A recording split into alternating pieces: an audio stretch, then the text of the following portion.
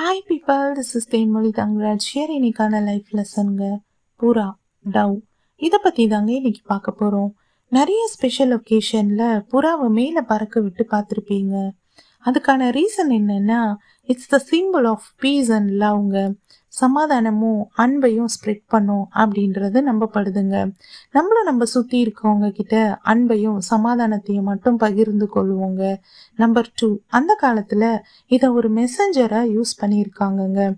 ஏன்னா இதால் 16 hours சாப்பிடாம தூங்காமல் பறக்க முடியும் அப்படின்னு நம்பப்படுதுங்க.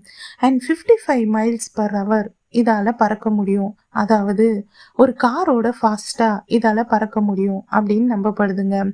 நம்மளும் ஏதோ ஒரு வேலை எடுக்கிறோம் அப்படின்னா பிரேக் எடுக்காம நம்மளோட டிட்டர்மினேஷனை போய் ரீச் பண்ற வரைக்கும் ஹார்ட் ஒர்க் பண்ணும் அப்படின்றத கத்துக்கிட்டு இன்னைக்கு டேவை ஸ்டார்ட் பண்ணலாம். God bless you all. Love you.